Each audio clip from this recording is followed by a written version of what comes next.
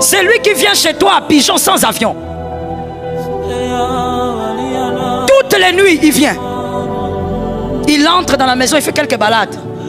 Il vient, il monte sur ton dos, il fait cheval, cheval. Tu te lèves le matin, ah j'ai des douleurs là, j'ai vraiment mal. Paracétamol, merci. Continue à prendre la paracétamol, tu vas te fatiguer avec. Pourquoi on a perdu cette belle valeur? Pourquoi?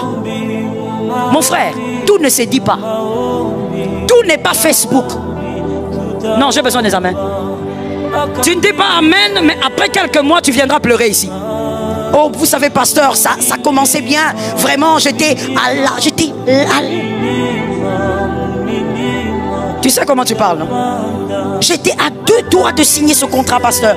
Qu'est-ce qui est arrivé? Tu viens, tu te mets sur Facebook, tu prends ta veste, tu portes. Tu fais selfie. Ne sais-tu pas que la seule veste que tu as là peut être dévorée par les méchants?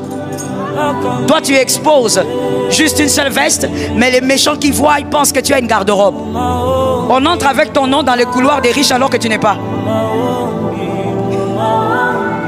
J'ai dit quelque chose, je te laisse digérer.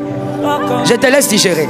Je parle du couloir sorcellérique. Ça veut dire que la nuit, ils prennent ton nom. Ils vont dans le couloir sorcellérique et puis ils demandent, ça c'est quel couloir? Ça c'est le couloir de Bill Gates, des hommes riches. Ah. Il va aussi là-bas. Alors que toi, la veste que tu as portée, les déçus c'est pour les frères. On commence à t'envoûter des rituels des riches. Même le peu que tu avais, les combats te dépassent tellement que tu aimes Facebook. Toi, même quand tu brosses les dents, selfie. Entre dans la chambre, garde les vases. Que personne ne veuve, que personne ne sache que tu as de l'huile qui se multiplie là-bas. Parce que tout le monde n'a pas le cœur à aimer ta montée. D'ailleurs, je te le révèle, cette année tu monteras. Mais tout le monde n'a pas le cœur à acclamer ta montée. Cache-toi. Il y a des choses qu'on ne dit qu'à sa femme.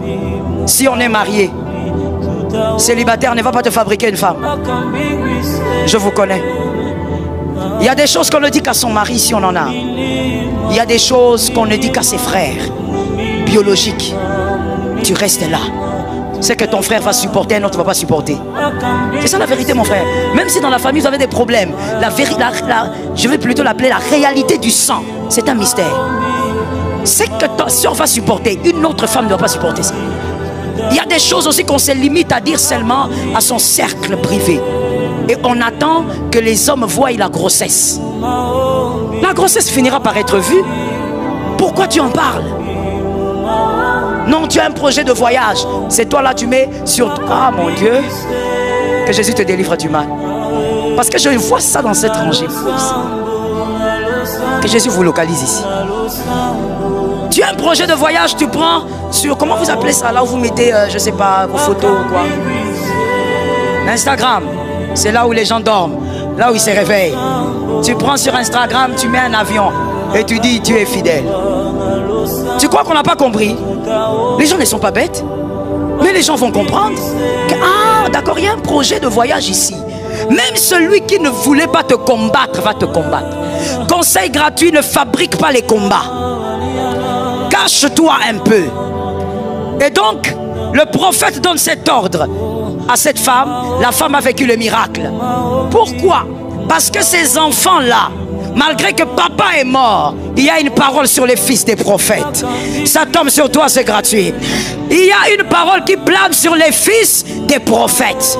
Il est écrit dans Proverbe 11, 21. Certes, le méchant ne restera pas impuni. Proverbe 11, 21.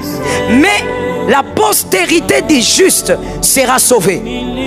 La postérité du juste ne peut pas être vendue. Les paroles ont récupéré les enfants et les enfants ont été sauvés. Les paroles ont récupéré la destinée de ces enfants. Il y a des choses que tes enfants ne vivront pas, ne crains pas.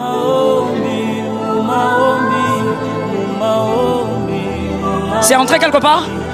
Ça s'est posé? Les paroles se posent, hein? Voilà, les mystères des paroles, ça se pose. Je dis, il y a des choses que tes enfants ne vivront pas. Quoi qu'il arrive, ça n'arrivera pas. Il y a une deuxième écriture qui planait sur les enfants des prophètes. C'est qu'il y a un prophète avant eux qui avait dit: j'étais jeune et j'ai vieilli. Je n'ai point vu le juste abandonné, ni ça. Oh mon Dieu, il est question de postérité. Il est question de postérité. Ni sa postérité. Parle avec autorité. Mendiant, toujours compatissant, et il prête. Et la postérité est bénie. Tes enfants ne mendiront pas leur pain. L'onction des paroles a récupéré la situation. Je dis à une âme, même lorsque toi tu seras dans le trou, il y a des paroles qui viendront te sortir de là.